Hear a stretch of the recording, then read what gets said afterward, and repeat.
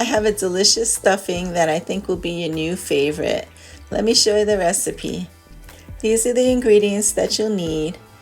Look for breakfast sausage with sage. I like the Jimmy Dean's brand because it doesn't let out a lot of grease. Add a stick of butter. I prefer salted, but you could just make adjustments later. This delicious recipe is actually from my grandma from Poland.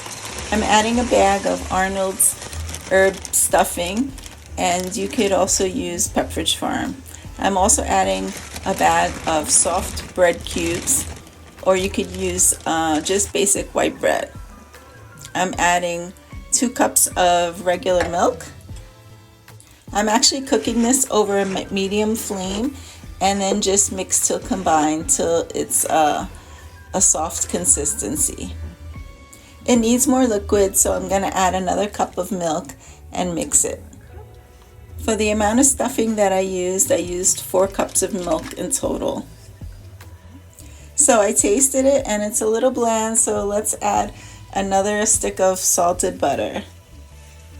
Add a little sprinkle of pepper to taste and mix to combine.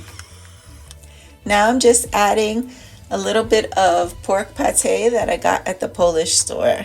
This is my grandma's special secret ingredient. It's optional, so you could add it if you're able to get it. If not, another package of sausage would be great too.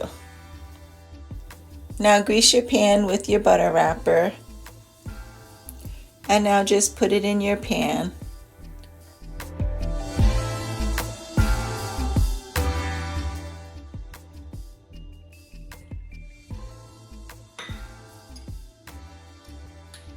This is delicious. It's already cooked, so you could serve it the way it is, but I like to make it nice and crispy, and I put it in the oven at 375 for about 25 minutes.